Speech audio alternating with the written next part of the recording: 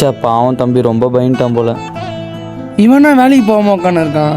நம்ம போய் அவனை வேலைக்கு கிளம்ப சொன்னால் நம்ம மேலே சந்தேகப்படுவான். இதெல்லாம் பார்த்தா வேலைக்கு ஆகாது. பா என்னப்பா வேலைக்கு போலியாப்பா? இல்லைம்மா இன்னைக்கு ஒரு நாள் லீவ் போட்டு தம்பியை பார்த்துக்கலான்னு இருக்கேன். பா அதெல்லாம் நான் பார்த்துக்கிறேன்ப்பா. நீ ஏன்ப்பா கஷ்டப்படுற? நீ வேலைக்கு கிளம்பி போப்பா.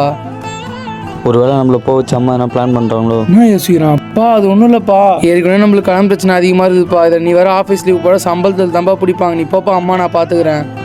ஆமாம்மா நீங்கள் சொல்கிறதும் கரெக்ட் தான். சரி நீங்கள் தம்பியை பார்த்துங்க, நான் கிளம்புறேன். அப்பா சொகுசாவை பத்துன்னு இருக்க.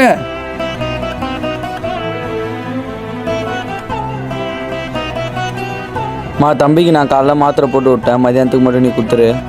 நான் குத்துறேன்ப்பா. சரிம்மா. சற்று நேரம் கழித்து நானே இந்த ஊமை நான் எப்போ ஒழிச்சு கட்டலான்னு பார்க்குறேன். இதில் ஒரு மாத்திரை வர கொடுக்கணுமா? இந்த ஊமை சனின்னு என்ன பண்ணலாம்? ராஜேஷ் ராஜேஷ் இங்கே வாடா சீக்கிரமா. வா வா வா.